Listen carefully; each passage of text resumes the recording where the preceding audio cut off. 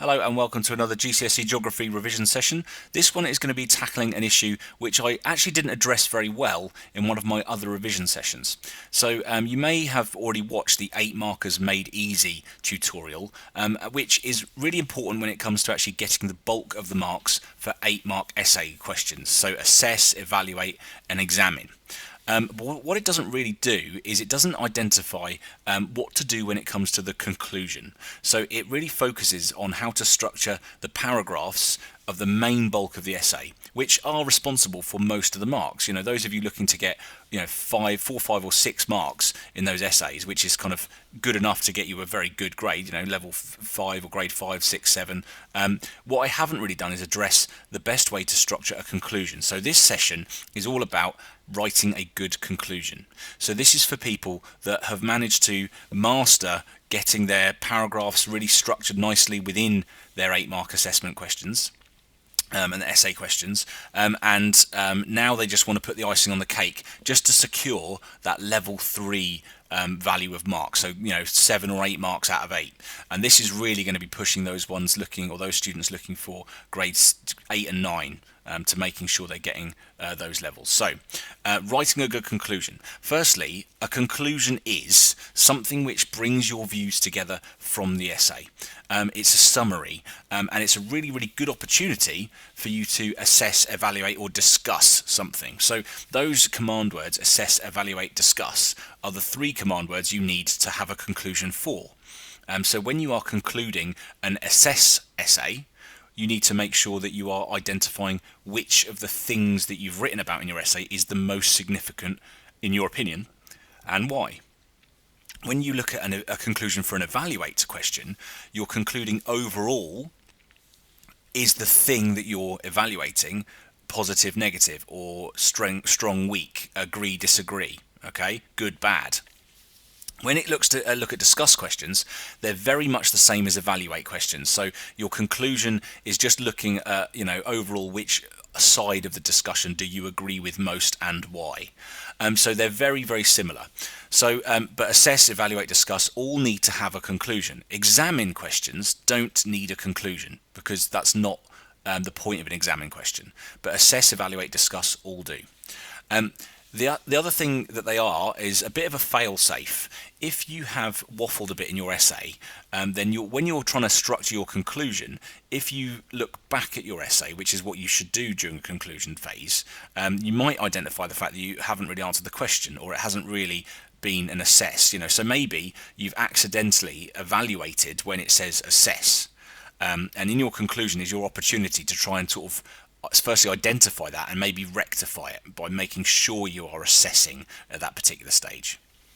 Now, what conclusions are not is just a list of what you've already said in the essay. So don't just give it a bullet pointed list or a simple sentence list of all the good and bad or all the significant things that you've written about already. Okay, that's pointless, it's a waste of time, and it's not really giving the examiner anything new. It also shouldn't be a vague bit of waffle. Okay, I'm putting a conclusion in because I have to. I conclude that I agree. That's not good enough. Okay, so a single sentence is never going to be good enough for your conclusion. It needs to be a chunky paragraph. It needs to be something which is pretty significant. So I'm going to give you now just kind of a really basic structure, which I'm going to model as well for you with an example of how you can structure a conclusion, and this is to be used alongside structuring your paragraphs for your 8-mark essay. Okay, so I'm going to start with evaluate questions. Okay, so when you conclude evaluate questions, you are giving me the overall. Do you agree or disagree? Do you think it's strong or weak? Do you think it's good, bad? Do you think it's advantageous or disadvantageous? So evaluate questions are looking at the 2 kind of polar of opposites, and then you are coming overall which one of those sides you agree with most. So the first thing you would do, and this is these bullet points, by the way, are literally like a writing frame for you to complete. So I'm going to show you an example of where this has been applied. So in your conclusion, you should always start with something like overall or to conclude. That is a really, really important part of the very first literally words of your conclusion, because that identifies to the examiner that that is your conclusion. So overall, I think, and then you know, give me your, just in a really brief sentence really, what you think. You know, do you agree, do you disagree, do you think it's a success, a failure, good, bad? Okay, that's for evaluate questions. You then need to tell me why. Okay, you need to justify your opinion. So this is because, and then you name the reason that you think it is, and give sensible justification for it. Okay. After that, the next part of your conclusion is to show, you're a geographer, remember, you identify that there's more than one side to everything. Okay, so there are opposing factors, or there are contrary views, or in contrast to this. Okay, they are all things that you need to be doing. So again, I've given you a writing frame of one you can just literally use, you know, copy and paste it in. It will work with every evaluate question. And then lastly, you need to say, but why you think that is less significant in terms of, you know, forming your judgment, forming your opinion, your evaluation. So this on screen now is something which, if you're looking for, like I say, to get your good evaluation done, you've managed to nail the paragraphs really well, and you really want to secure, you know, 7-8 marks for your 8-mark essays. You need to maybe implement a conclusion, and this would be something which I can pinpoint you towards. So I haven't got any like fancy acronyms or anything like that. It's just, you know, essentially use this writing frame and it will work. Okay, now I'm going to show you this writing frame in action, and remember, this is just for the conclusion paragraph, so this is not for anything significant. This is just the very final paragraph. This is not based on the information I've put in the text as well, so this is just that last conclusion paragraph. So let's give you that example. Here's a very tricky little evaluate question, I'd say, but the examiners and the exam boards love to use it. They'll give you a little statement which you think, well, hang on, how can I evaluate a statement? But the thing is, you're evaluating the viewpoint. So this is where you agree or disagree with it in your answer. So top-down development projects, Three Gorges Dam in our case, provide more benefits than problems. Okay, that's a statement, that's a quote from someone, and you have to decide whether you agree or disagree with that statement. And that's what you're evaluating. You're evaluating the validity of this statement. So evaluate this viewpoint. Now, I'm not going to write down the paragraphs that you could put in there, because that's really down to you, and that also has been practiced in things like the 8-mark questions made easy. But when it comes to the conclusion, I'm going to show you the structure I put on the last slide in action. So firstly, again, I've just copied the writing frame. Overall, I agree with the view that top-down development provides more benefits than problems. That's just one sentence that outlines very clearly my conclusion in a very short space of time. I've not justified it, I've not added anything to it, I've just said, right, what is my viewpoint? So the examiner knows I have now done a conclusion. Even if that conclusion is weak, there's still one there. So they can't now rule out level 2, high level 2 answers. Okay, now this shouldn't be what you do, because that's not significant. So now we need to justify it. So I'm going to put it on a separate line so you can see it. This is because projects like the Three Gorges Dam, which I've probably talked about in my essay, allow for large-scale economic development, providing jobs, energy, and the opportunity for trade, which will benefit a large proportion of the population. Now, chances are I've said something along these lines in my bulk of my text, but I haven't summarised it in short scale. So, you know, it's jobs, energy, opportunity for trade, that benefits a massive number. So this is my justification. It'll benefit a large number of the population. Okay, that's why I like top-down development projects. I do feel there are opposing factors, such as the huge cost and 14 million people displaced, or whatever the stats were. Okay, now again, all I'm doing is just nodding to the fact that I know that it's not just a one-sided argument, but I've got to justify why I don't think this is as significant as this. Okay, so why isn't the fact that it cost loads, you know, billions, and 14 million people lost their home, why is that less important than the fact it provides this large-scale development? So overall, I think this is less significant because the returns were so vast and rapid, and many were rehoused to better areas. So even though lots of people lost their homes, lots of those people got better places to live. Some didn't, which isn't good, but you know, lots did. And also, even though it cost so much, it paid for itself when it was, you know, after about 2 years of being fully operational. So that is a huge return on the investment. So that's why I think overall, top-down development projects do provide more benefits than problems. But again, it's irrelevant what you say. You could completely disagree. You could say, overall, I disagree with the view that top-down development provides more benefits than problems. This is because projects like the Three Gorges Dam meant that 14 million people lost their homes. And you could take the other side. It doesn't make a difference as long as you justify it. So this is just, if you put it together, this is one nice chunky paragraph where you've outlined your view, you've given a reason and justified it, you've identified the opposite view in a very short scale, but then you've given a reason about why you think that's less important. And that is your evaluation paragraph for your conclusion. Okay, so again, you've already done 2 paragraphs before this, which are about the positives, negatives, with stats, etc. And this now summarizes what you think for this particular essay. Now, this system, I'll go back a slide, will work with every evaluate question. Okay, overall, I think it is a success or a failure. Overall, I agree or disagree. Overall, I think it's good, bad, whatever it is that you're writing about in the essay.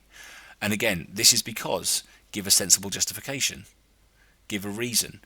I do feel there are opposing factors, because there always will be. Overall, this is less significant because. So there we go. Evaluate questions, how you construct to the conclusion to those once you've already done your paragraphs. Okay, and there's the example. So now we've looked at evaluate, we can look at assess. Okay, so again, for assess questions, again, those 2, evaluate and assess, are very common. This is how I want you to do it. So another structure for you. Overall, I think, again, that word overall again, or you could again use to conclude. This is where you now just insert an aspect from one of your paragraphs. So overall, which one you think is the most significant. Because remember, assess questions, you're not looking at the good and bad overall. You're looking at the which one of the things you've mentioned is the most important, the most significant. Okay, so this is just outlining which you think is the most significant. Then justify it, give a reason. This is because. Why do you think it's the most significant? And give justification. Then you give the opposing side. I do feel the other paragraph has some importance too. Now remember, rather than it being the opposite view or an opposing view, really this is just now you showing that I know that this paragraph is also important, but it's not as important as my other one. And the reason it's not as important is because. Okay, so these again, 4 bullet points, very similar to the evaluate ones, but slight differences, will also be, you can follow it. It's like paint by numbers. You can memorize this, you can use it, you can practice it in your essays, and that will help you formulate a really concise but also detailed conclusion, because it's that concise detail that we're after. It's 1 paragraph, but it's a paragraph that's well structured and names everything you need to do. So what does this look like in practice? Well, let's have a look. Okay, assess the impacts of tropical cyclones on developed countries. So again, because it's assess and we know we're going to name some impacts of tropical cyclones on developed countries, you would use your case study for Hurricane Sandy in New York, and because that's the developed country cyclone that you looked at. And you would identify in 1 paragraph one of the impacts. It could be economic impacts, it could be environmental impacts, it could be social impacts. Doesn't matter which one you pick, okay? But in your paragraphs, you've probably covered economic and, let's say, social, okay? If you've managed to write loads because you've done 3, then you've probably done an economic paragraph, a social, and an environmental paragraph. So now we've got our conclusion. We've got to summarise what our viewpoint is, and we're going to assess which one of our impacts is the most significant and why. So overall, I think that the economic cost of tropical cyclones is the most significant in developed countries. So again, I know I'm rephrasing the question a little bit, but I'm showing the examiner that I've done a conclusion by using that word overall. Overall, I think economic costs, they're the most significant. Then, this is my justification here. This is because the value of the infrastructure and the impact of closing the range of businesses and job losses means the figures for recovery are often in the tens of billions. Okay, so essentially, I felt economic affects developed countries more because literally it's tens of billions of pounds. Now again, I'm not necessarily sure whether I agree or disagree with that particular idea. It's just what it's one viewpoint that could be the case. Now in my other paragraph, I probably wrote about something like social impacts, like loss of life, and I might have said, oh, I do feel loss of life clearly has some significance because it's tragic and it's sad, etc. However, I've justified why I don't think it's as significant as the economic cost. Overall, this is less significant because in developed countries there are far greater plans and forecasting in place to help reduce loss of life, or so small amounts. Whereas if this essay was about developing countries, my opinion would change completely the other way, because the loss of life is massive because they have less money to prepare and forecast, and they don't have massive range of industry and business, like they don't have major financial sectors, so the economic costs actually tend to be much less. And if you are comparing Hurricane Sandy to Typhoon Haiyan, which, Typhoon Haiyan killed far more people, it caused far more destruction, it was a bigger tropical cyclone than Hurricane Sandy was, but the economic costs were far greater for Hurricane Sandy because it affected New York City, so one of the most major cities on the planet. So there we go. That would be my, the view would change slightly depending on what the essay said.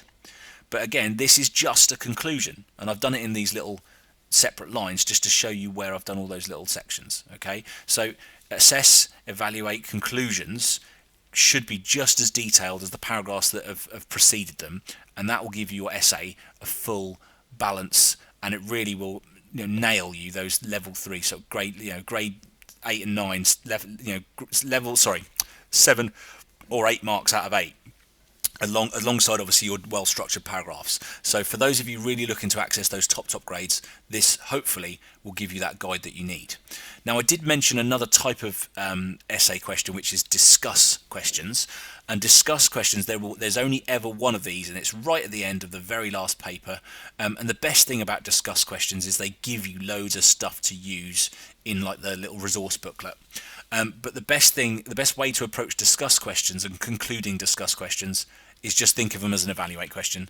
Do exactly the same as you would have done for an evaluate question, but try and add more detail. And the reason you want to add more detail is because the essay is longer generally, so there are maybe more factors to consider. But the discuss part is always going to be which side of the view that you agree or disagree with the most. Okay, so because it's a discussion, any discussion is all about looking at more than one side to a particular issue, a controversial issue. So it's, it might be, is it important to protect national parks, or is it important to develop national parks for jobs and stuff like that? And again, it will present you lots of different evidence which you analyse, you look at in different paragraphs. And for discuss questions, there's a separate revision PowerPoint about how to structure the paragraphs for that as well. So this really, think about the conclusion for discuss questions as the same as an evaluate conclusion. Okay, that is the end of this session. It's only a short one, but really is designed to really help those students trying to get those top grades to make sure that their 8-mark essays are as good as they can possibly be. Alright, thank you for listening, and I'll see you next time for another revision session.